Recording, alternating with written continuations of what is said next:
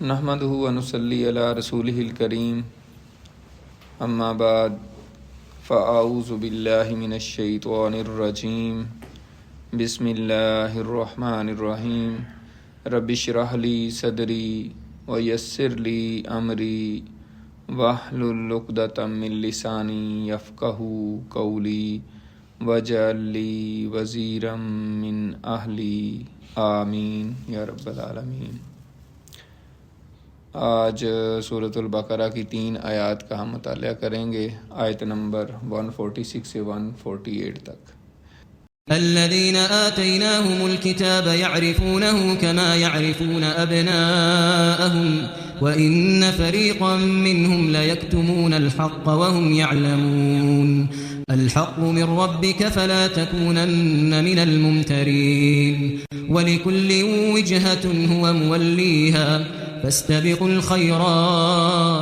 فاستبقوا الخيرات أينما تكونوا يأت بكم الله جميعا إن الله على كل شيء قدير۔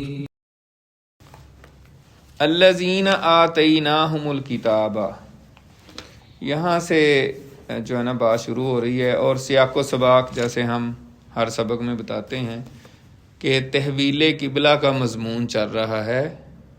جیسا ہم نے شروع میں بھی بتایا تھا کہ شروع میں بیت المقدس کو قبلہ قرار دیا گیا اور نبی کریم صلی اللہ علیہ وآلہ وسلم اس طرف منہ کر کے، مسلمان اس طرف منہ کر کے نماز پڑھتے تھے۔ یعنی مکہ میں بھی بعض روایات سے پتہ چلتا ہے کہ قبلہ بیت المقدس کی طرف تھا، اور نبی پاک صلی اللہ علیہ وسلم کیونکہ جب مکے میں تھے تو اس وقت کیونکہ خانہ کعبہ بھی پاس تھا، تو آپ صلی اللہ علیہ وسلم خانہ کعبہ کو سامنے رکھتے تھے اور قبلے بیت المقدس کی طرف بھی منہ کر لیتے، دونوں قبلے ایک طرف آ جاتے تھے۔ لیکن مدینہ میں آ کے یہ مشکل تھا، ایسا ممکن نہیں تھا، جو میں نے وضاحت بھی کی تھی۔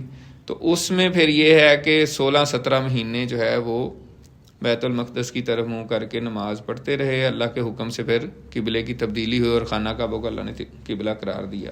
تو یہ مضمون چل رہا ہے، اور اس کے ساتھ ہی قبلے کی تبدیلی کے ساتھ جو ہے نا یہودیوں کی یعنی کہ اعتراضات، منافقین کے اعتراضات، ان کی ہٹ دھرمیاں اور حق کو چھپانے کی بات جو ہے نا وہ بھی ساتھ ساتھ چلتی آ رہی۔ تو یہاں پہ بھی آج ہم پڑھ رہے ہیں الذین آتیناہم الکتاب، وہ لوگ جن کو ہم نے کتاب دی، جو اہل کتاب ہیں۔ الکتاب سے مطلب ساری کتابیں بھی مراد ہوتی ہیں، ٹھیک ہے؟ یعنی ہر وہ جو بڑے نبی تھے، کوئی جن کے اوپر کوئی کتاب نازل ہوئی ہے، تو وہ الکتاب میں ساری کتابیں، یعنی الکتاب سے یہاں مراد تورات بھی ہے اور انجیل بھی ہے، دونوں کتابیں مراد ہیں۔ یعنی اہل کتاب جو ہیں، الذین آتیناہم الکتاب، وہ لوگ جن کو ہم نے کتاب دی، یعنی اہل کتاب، یعرفونہ، وہ پہچانتے ہیں ان کو۔ ہو کا مطلب ہوتا ہے وہ ایک شخص۔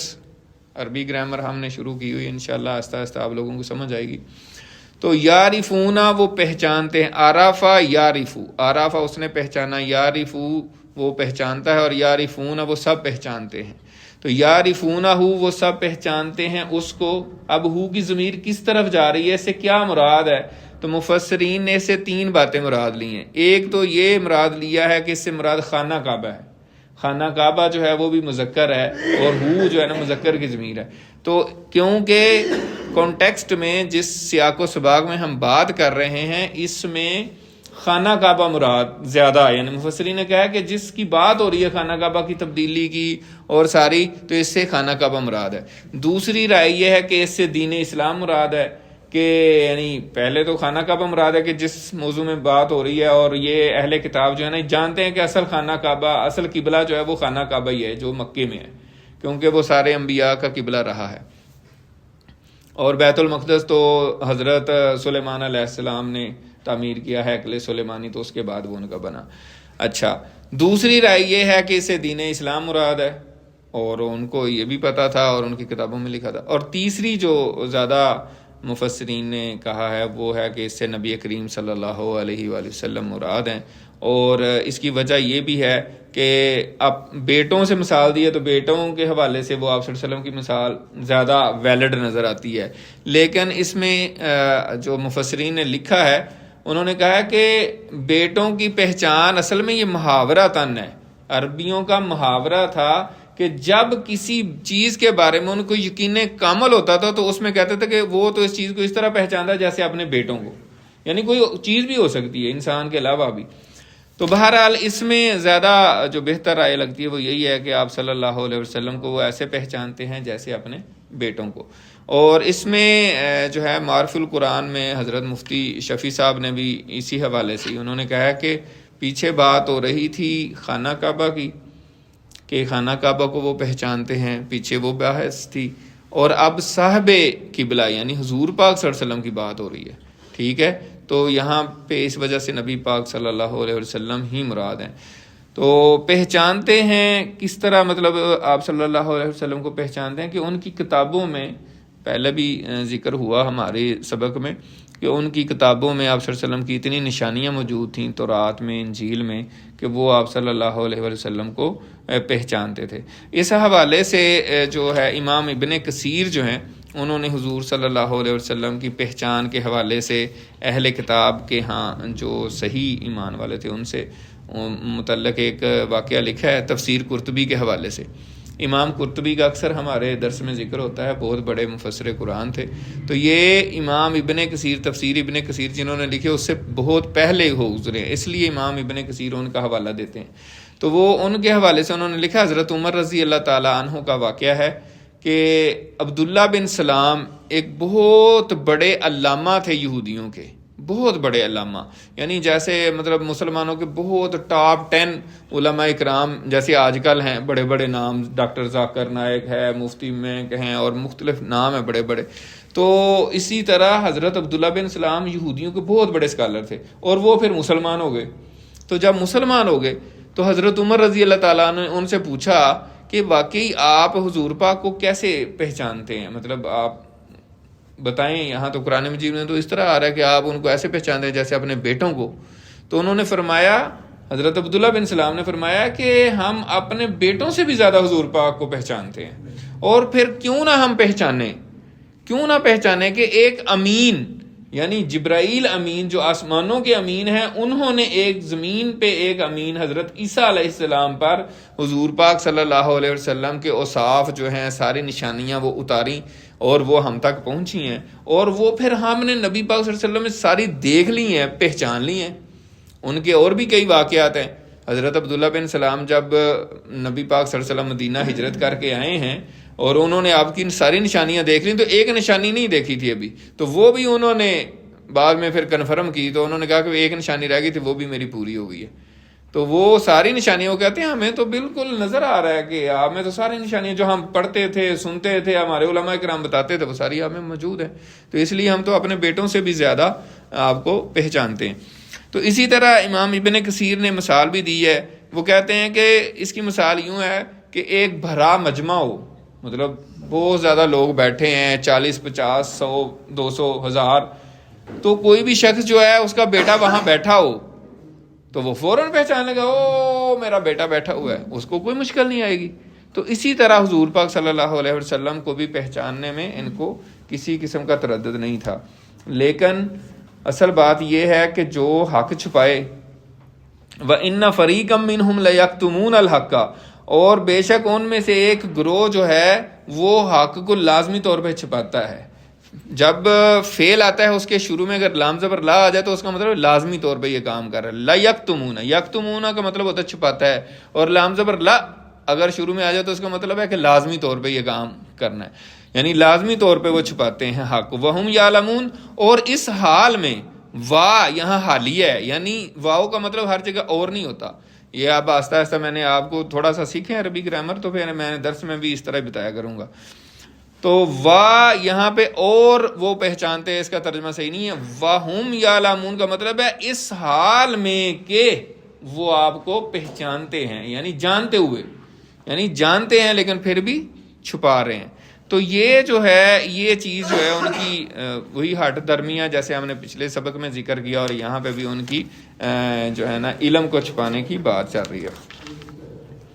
الحق من ربی کا، حق جو ہے یعنی قبلے کی تبدیلی جو ہے، مر ربی کا آپ کے رب کی طرف سے ہے، فلا تکونن من الممترین، تو پس آپ شک کرنے والوں میں سے نہ ہونا.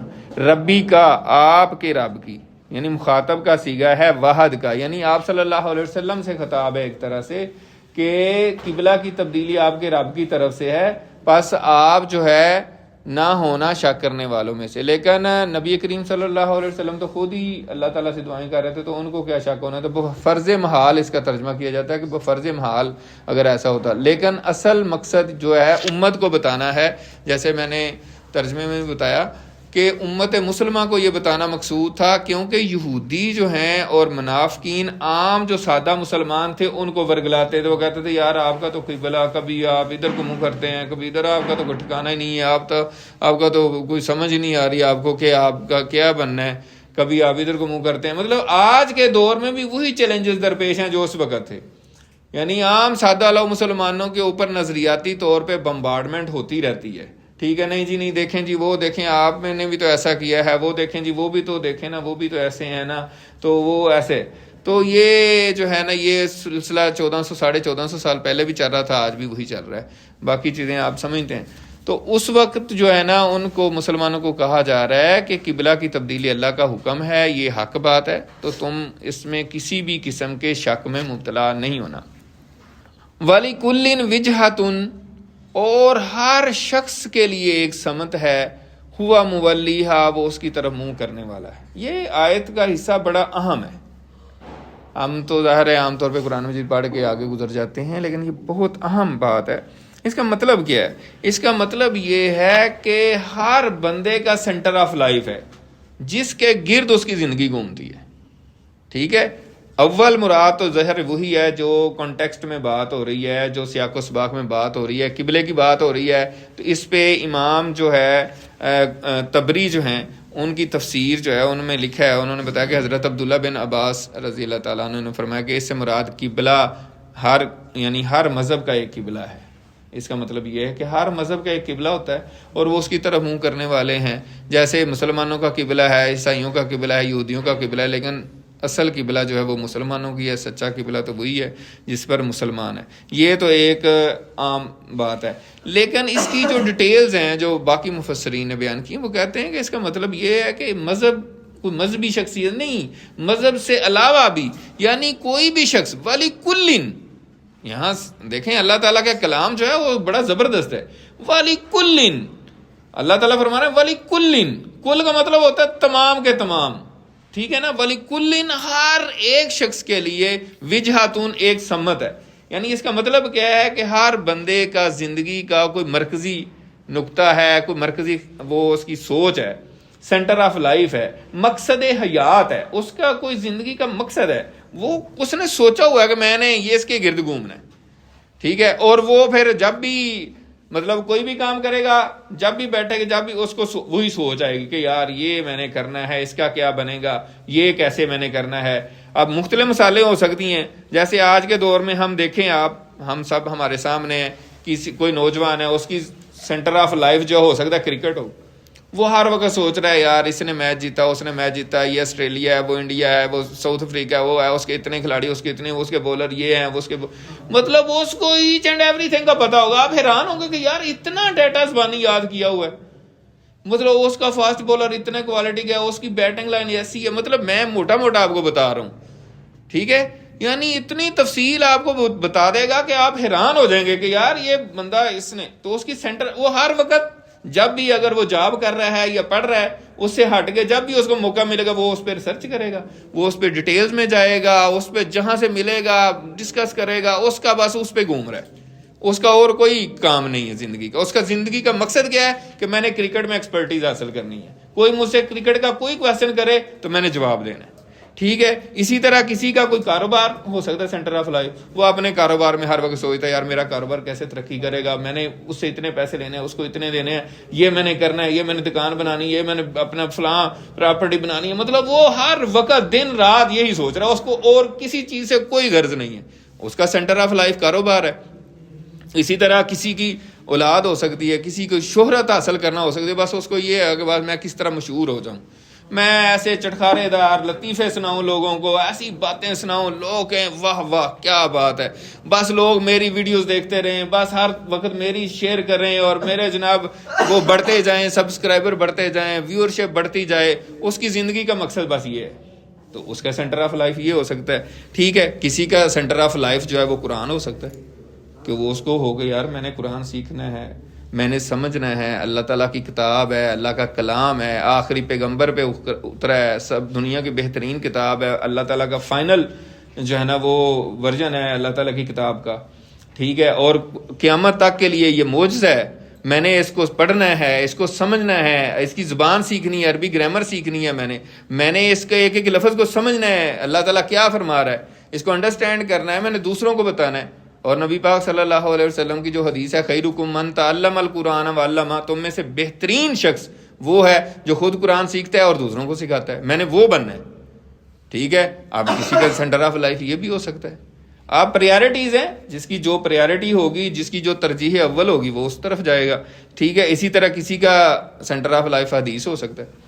حدیث کے بارے میں نبی پاک صلی اللہ علیہ وسلم کی ایک حدیث ہے احادیث کے بارے میں کہ جو اللہ تعالیٰ اس شخص کے چہرے کو تر و تازہ رکھے جو میری حدیث سن کے دوسروں کو سنائے. یہ نبی پاک صلی اللہ علیہ وآلہ وسلم کی حدیث ہے، دعا ہے کہ اللہ تعالیٰ اس شخص کے چہرے کو تر و تازہ رکھے جو میری حدیث سن کے آگے کسی کو بتائے. ٹھیک ہے، اسی طرح کسی کا خدمت خلق ہو سکتا ہے. تو یہ سینٹر آف لائف مختلف ہو سکتے ہیں. اب آگے اللہ تعالیٰ کیا فرما رہے ہیں، وہ آج کا مرکزی نقطہ جو ہے نا وہ یہ ہے کہ فاستبقوا الخیرات، تو پس ہے مسلمانوں تم نیکی کے کاموں میں آگے بڑھو. یعنی تمہارا سینٹر آف لائف نیکیوں کا کام ہونا چاہیے، نیکی کے کام. یعنی تمہارا زندگی کا مقصد کیا ہونا چاہیے؟ نیکی کے کام. تمہارا مقصد حیات کیا ہونا چاہیے؟ نیکی کے کام.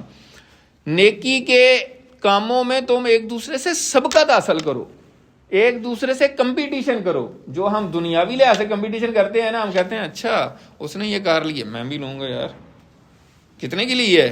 یار یہ بس 45 لاکھ کی آئی ہے. ٹھیک ہے یار میں 50 لاکھ والی لوں گا، اس کو پتہ چلے کہ میں بھی ہوں کچھ. ٹھیک ہے، یعنی یہ کمپٹیشن اور چل رہا ہے. ٹھیک ہے، ٹھیک ہے. اسی طرح آپ پلاٹوں کی بات ہے، گھروں کی بات ہے. اچھا اتنے میں کیا گھر لیا تم نے؟ اچھا 10 مرلے کا. ٹھیک ہے یار میں نے بھی لینا. مطلب یہ کمپٹیشن ہے. ٹھیک ہے، چل رہا ہے. تو اللہ تعالیٰ کیا کہہ رہے ہیں کہ تم نیکی کے کاموں میں کمپٹیشن کرو، نیکی کے کاموں میں ایک دوسرے سے مقابلہ کرو کہ یار اس نے یہ نیکی کا کام کیا تو میں نے اس سے بڑھ کے کرنا ہے. ٹھیک ہے، یہ اصل چیز ہے. اور اس میں ایک اور سبق بھی ہے. بات چل رہی تھی کہ مذہبی جو ہر ایک کا قبلہ ہے، اس کا بیت المقدس ہے، کسی کا مشرق ہے، کسی کا حضرت مریم علیہ السلام کا حجرہ ہے. ٹھیک ہے، مسلمانوں کا خانہ کعبہ ہے. تو اس پہ وہ اعتراضات کرتے تھے یہودی اور منافقین. تو ان کو یہ اصل میں کہا جا رہا ہے کہ یار یہ کوئی بحث کرنے والی بات ہے جس کا بھی اللہ نے حکم دے دی. اصل مقابلہ تو یہ کہ نیکی کے کاموں میں تم بھی کرو نیکی کے کام. جو انڈرسٹوڈ پوری دنیا میں سارے مذاہب میں نیکی کے کام تو متفقہ ہے نا. یعنی خدمت خلق کرنا کون سا مذہب کہتا ہے کہ نہیں کرنی چاہیے؟ بتاؤ. کون سا مذہب کہتا ہے سچ نہیں بولنا چاہیے؟ کون سا مذہب کہتا ہے کہ دوسروں کے کام نہیں آنا چاہیے؟ تو اس میں آگے بڑھتے ہیں، مقابلہ کرتے ہیں. تم زیادہ کرتے ہو، یہ ہم کرتے ہیں. تو ایسے اور اسی طرح یہ تو بین المذاہب کی بات ہے. اور اسی طرح ود ان دی مسلمز ہمارے لیے یہ اللہ تعالیٰ ہمیں بھی کہہ رہے ہیں کہ فاستبقوا الخیرات، نیکی کے کاموں میں آگے بڑھو. نیکی کے جتنی بھی ڈائمینشنز ہو سکتی ہیں، جتنے بھی ایریاز ہو سکتے ہیں، اس میں دیکھیں گے یار میں دوسرا میرا بھائی یہ کر رہا ہے تو مجھے بھی یہ زیادہ بہتر کرنا ہے، مجھے بھی اس میں آگے بڑھنا ہے. ہم دنیا کے دھندوں میں تو مقابلہ کرتے ہیں. تو ہمیں اگر مرنا ہے اور ہمیں یہ یقین ہے کہ کچھ ہی دنوں بعد ہم اللہ کے حضور پیش ہونے والے ہیں، اور اس میں کوئی شک نہیں ہے. دنیا کا کوئی بھی بندہ جو اللہ کو نہیں بھی مانتا وہ بھی مانتا ہے کہ یار مرنا ہے. اس سے تو دنیا کا میرا خیال ہے آج تک کوئی انسان نہیں پیدا ہوا جو کہے کہ یار ایویں سب ڈرامے بازی ہے، کوئی نہیں مرنا. آپ لوگوں کو کسی کو ایسا کوئی شخص پتہ ہے؟ نہیں. دہریے بھی جو ہیں، جو ایتھیسٹ ہیں، جو مطلب کوئی بھی انسان جو ہے دنیا میں وہ اس کا انکاری نہیں ہے. جب اس کا انکاری نہیں ہے تو یہ کنفرم ہو گیا کہ مرنا ہے. سب ہمارے سامنے لوگ مر رہے ہیں. ٹھیک ہے، مرنا ہے تو مرنا ہے. تو ہمارا عقیدہ مسلمانوں کا یہ ہے کہ اللہ کے حضور پیش ہونا ہے، اللہ نے پوچھنا کیا کر کے آئے ہو. تو پھر ہمیں نیکی کے کاموں میں آگے بڑھنا چاہیے. نیکی کے کام کی مختلف ایریاز ہو سکتے ہیں جس میں ہم ایک دوسرے سے جو ہے نا مطلب آگے بڑھنے کی نیت کر سکتے ہیں, کوشش کرتے ہیں. مثلا نماز ہے, 5 وقت کی جو فرض نماز ہے, اس کے علاوہ بھی آپ نوافل میں اپنی کوشش کریں کہ زیادہ سے زیادہ نوافل پڑھیں. ٹھیک ہے, تہجد پڑھیں, اشراق پڑھیں, چاشت پڑھیں, اوابین پڑھیں. ٹھیک ہے, اس میں آپ آگے بڑھیں. روزہ ہے تو فرض روزے تو آپ مہینے میں پورے سال میں 1 مہینہ رکھتے ہیں جب وہ آتے ہیں, لیکن عام دنوں میں تو پیر اور جمعرات کا روزہ سنت رسول ہے, یا ایام 20 کے 13, 14, 15 تاریخ جو چاند کی ہے وہ روزے رکھیں. اس میں آپ آگے بڑھ سکتے ہیں. اسی طرح قرآن مجید کی جیسے بھی بات کر رہے تھے, تو قرآن مجید میں ہم سوچیں میرے سمیت کہ میں نے قرآن مجید کو کیا تجوید سے پڑھ لیا ہے, کیا میں نے ترجمے کے ساتھ پڑھ لیا ہے, کیا مجھے قرآن مجید کی زبان آتی ہے. ٹھیک ہے, میں نے کتنا حفظ کیا ہوا ہے. ٹھیک ہے, اور میں نے جو حفظ کیا ہوا مجھے بھول تو نہیں گیا ہوا, میں اس کو ریوائز کر لوں. جو میں نے حفظ کیا میں اس میں تھوڑا ایڈ کر لوں. تو یہ پریارٹیز ہم سیٹ کر سکتے ہیں نا. تو اس طرح یہی اللہ تعالیٰ یہاں فرما رہا ہے, فاستبقوا الخیرات, نیکیوں میں آگے بڑھو. بھائی ایڈ آنس کرتے جو, جیسے بینک بیلنس آپ بڑھاتے ہیں, بینک میں آپ کہتے ہیں یار ایسے کرتے ہیں آج کل موبائل ایپ میں دیکھتے ہیں کتنا بیلنس, او یار ماشاء اللہ یہ 5 کروڑ ہو گیا. ٹھیک ہے یار, مہینے تک 1 کروڑ ہو جائے گا.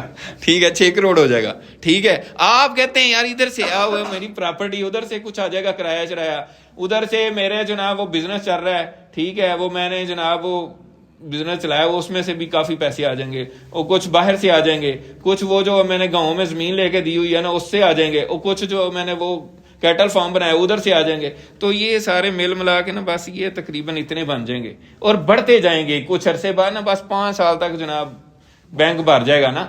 تو یہ آخرت کا بینک بھرنے کی بھی ہمیں پلاننگ کرنی چاہیے, اور یہ اللہ تعالیٰ فرما رہے ہیں. اور یہ ابھی میں نے بتا دیا 2 × 2 4 کر کے کہ وہ کوئی دور کی باتیں نہیں ہیں. ہمارے دائیں بائیں ابھی یہاں پہ مجھے رہتے ہوئے سوسائٹی میں کتنا عرصہ ہو گیا, 16 سال سے زیادہ ہو گئے. ہمارے سامنے بڑی دنیا چلی گئی ہے جن کے ساتھ ہم بیٹھ کے کھاتے تھے, پیتے تھے, گپیں لگاتے تھے. کوئی ادھر سے چلا گیا, کوئی ادھر سے چلا گیا, کوئی ادھر سے چلا گیا, کوئی دائیں سے کوئی بائیں سے.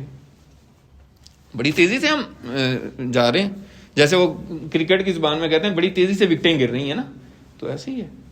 تو بڑی جلدی, یہ پہلے بھی میں کہتا رہا ہوں, ابھی بھی میں کہہ رہا ہوں, بہت جلد ہم اللہ کے حضور پیش ہونے والے ہیں, اور اس میں کوئی شک شبہ نہیں ہے. اگر کسی کو شک ہے تو وہ اپنا شک دور کر لے, اس میں کوئی شک نہیں ہے. اس لیے ہمیں کوشش کرنی چاہیے. مطلب قرآن کی میں نے بات کی, اسی طرح حدیث کا میں نے آپ کو تھوڑا سا حوالہ دیا. نبی پاک صلی اللہ علیہ وسلم کی ایک اور بھی حدیث ہے کہ جس نے 40 حدیثیں زبانی یاد کر لیں وہ اس کو کہا جائے گا قیامت کے دن جنت کے جس دروازے سے چلا جائے. یہ وہ حدیث کا مفہوم ہے جو مجھے یاد آ رہا ہے. ٹھیک ہے, اسی طرح وہ حدیث سنانے والی بھی میں نے بات کی ہے. ٹھیک ہے, 40 حدیثیں یاد کرنا کوئی کام نہیں, میں نے اپنے بچوں کو کروائی ہوئی ہیں. آپ تھوڑے آپ کو سلیبس بھی دیا جا سکتا ہے جو یاد کرنا چاہے, چھوٹی سی وہ بکلیٹ بھی ہم نے بنائی ہوئی ہے.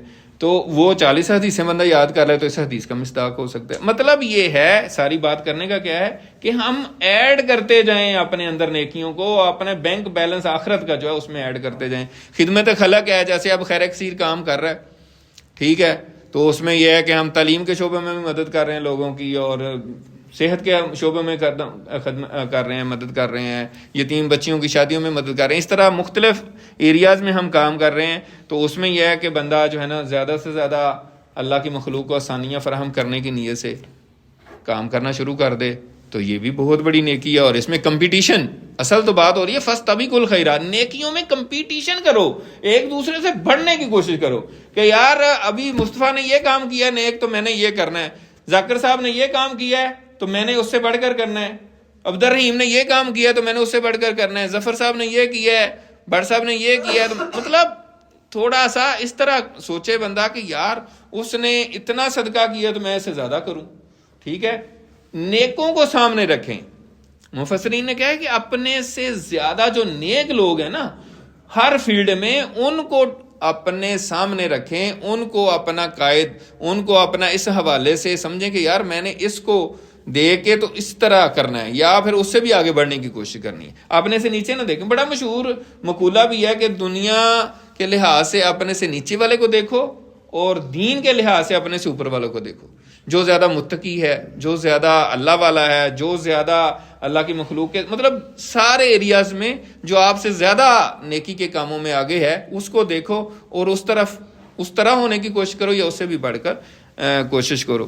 اسی طرح جو ہے تبلیغ دین کی جو ہے نا کوشش کرے. اللہ تعالیٰ نے قرآن مجید فرمایا کہ اگر تم میری مدد کرو گے تو میں تمہاری مدد کروں گا اور تمہارے قدموں کو جما دوں گا. سورہ محمد میں آتا ہے.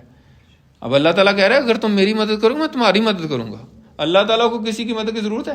اللہ تعالیٰ پوری کائنات جتنی بھی مطلب آپ دیکھیں کائنات کتنی وسیع، اس پوری کائنات کا ڈیزائنر ہے، پیدا کرنے والا ہے، اس کو کسی کی ضرورت نہیں ہے. لیکن وہ کہتا ہے جو میری مدد کرے گا میں اس کی مدد کروں گا. یعنی میرے دین کی جو مدد کرے گا، جو اس کی تبلیغ کرے گا، جو اس کی نشر و اشاعت میں، اس کے پھیلانے میں، لوگوں کو اس طرف لانے میں، قرآن کی تعلیم عام کرنے میں، حدیث کی تعلیم عام کرنے میں یہ کوششیں کرے گا تو میں اس کی مدد کروں گا اور اس کے قدموں کو جما دوں گا.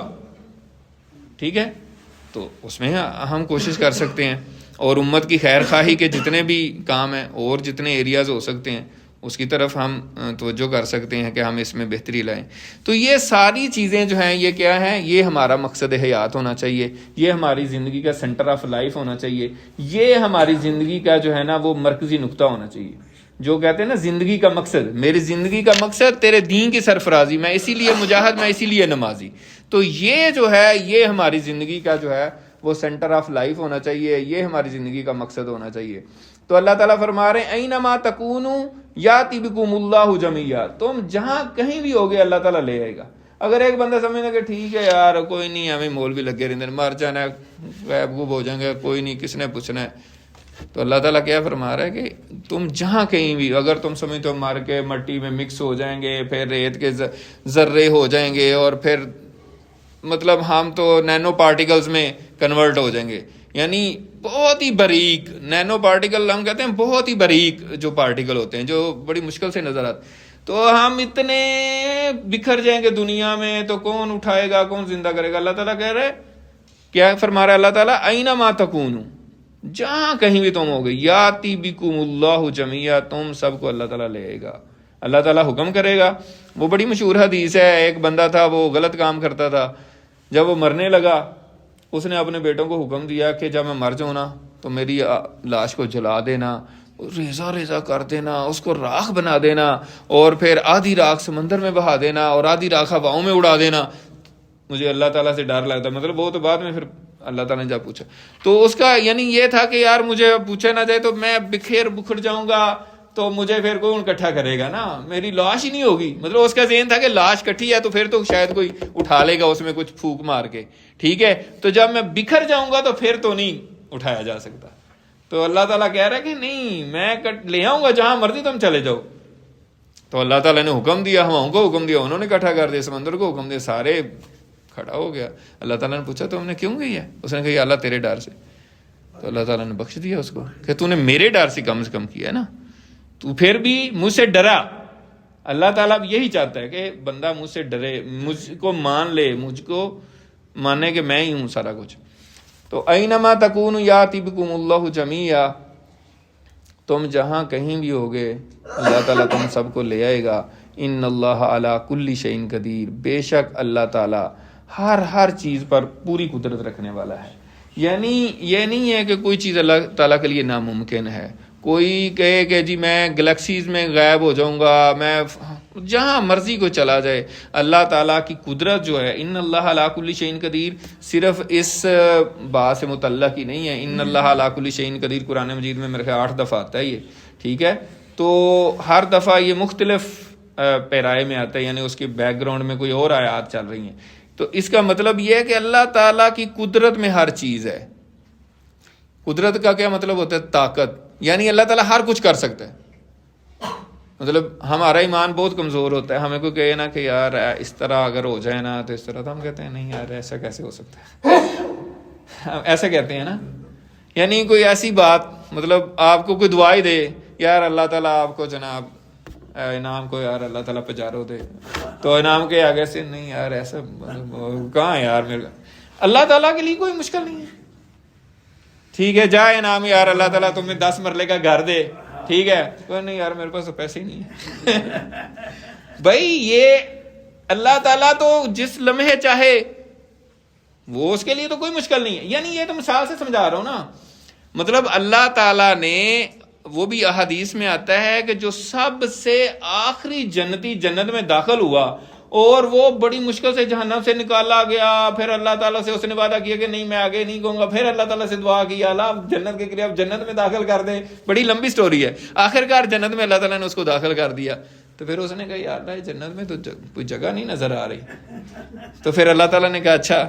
تو اللہ تعالیٰ نے اس کو پھر ایک دنیا کے برابر جگہ دی. پھر اللہ تعالیٰ نے اور دی. پھر اس دنیا سے 10 گنا اللہ تعالیٰ نے اس کو جنت دے دی جو سب سے لوئسٹ درجے کا جنتی تھا.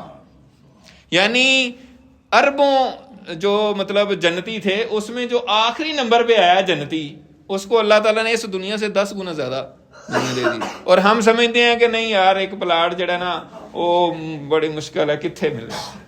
ایسا نہیں ہے. یعنی یہ میں اصل میں بتانا یہ چاہ رہا ہوں, ان اللہ علی کل شیء قدیر, اللہ تعالیٰ ہر چیز پر قادر ہے. ہمارا اصل میں یقین ہی اتنا کمزور ہے, ہم سمجھیں نہیں مشکل ہے یار, ایسا کہاں مشکل, ایسا نہیں ہو سکتا. حالانکہ اللہ تعالیٰ جب چاہے جیسا چاہے ویسے ہی کر دے. اور وہ اکثر میں یہ بات کرتا ہوں درس میں, یہ نہیں ہے کہ وہ حضرت آدم علیہ السلام کے دور میں یا اس سے پہلے یا حضور پاک کے دور میں, یا مطلب اس وقت تو اللہ تعالیٰ بڑا طاقتور تھا نعوذ باللہ, اور یعنی کہ سارا کچھ کر رہا تھا, تو آج کے دور میں نہیں. ایسی بات نہیں ہے. اللہ تعالیٰ جیسا, مطلب اللہ تعالیٰ کے لیے تو ٹائم کا مسئلہ ہی نہیں ہے. اللہ تعالیٰ independent of time and space ہے. مطلب اس کے لیے نہ حال ہے نہ مستقبل ہے نہ ماضی ہے. ہاں ہمارے لیے یہ ہم سمجھتے ہیں وہ اتنے زمانے گزر گئے اور اتنے, اس کے لیے تو کچھ بھی نہیں ہے. اس کے لیے تو سارا کچھ برابر ہے. وہ پہلا زمانہ یعنی آج سے 1 ارب سال پہلے یا 1 ارب سال بعد, اس کے لیے کچھ فرق نہیں ہے. تو وہ اسی طرح طاقتور ہے, اسی طرح قادر ہے, اسی طرح مالک ہے, اسی طرح رازق ہے. اس کے لیے آپ صرف ہمیں یقین پیدا کرنے کی ضرورت ہے. اگر یقین ہم پیدا کر لیں اور اس سے جو مانگے وہ دے دے گا, اس کو کوئی مشکل, اس کے لیے خزانوں میں کوئی کمی نہیں ہے. اس کے خزانے فل بھرے ہوئے ہیں. یہ بھی ایک حدیث میں آتا ہے کہ پوری دنیا کے جتنے بھی انسان ہیں, اس وقت کتنے انسان ہیں, 8 ارب 8 بلین انسان اس وقت آپ کی زمین پر موجود ہیں. 8 بلین. اگر وہ سارے کے سارے ایک میدان میں جمع ہو جائیں اور سارے کے سارے پورا زور لگا کے اللہ تعالیٰ سے مانگے, یعنی ہر بندہ مانگے یار مجھے یا اللہ بل گیٹ کی طرح سارا کچھ دے دے, دوسرا کہے کہ وہ انڈیا کا پتہ نہیں کیا نام ہے, امبانی کون سا ہے, جس نے اپنی بیٹی کی شادی پہ جہازوں پہ مہمان بلائے تھے, اس کی طرح مجھے دے دے, یعنی مجھے اتنے جہاز, اتنے ہیلی کاپٹر, اتنی پجارو, اتنی گاڑیاں دے دے.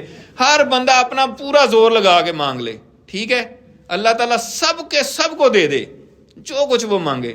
تو حدیث میں آتا ہے کہ جیسے سمندر میں انگلی ڈبو کے نکالیں تو جتنا سمندر کو فرق پڑتا ہے نا, اتنا بھی اللہ کے خزانے میں فرق نہیں پڑنا. تو یہ ہمارے ایمان کی کمزوری ہے.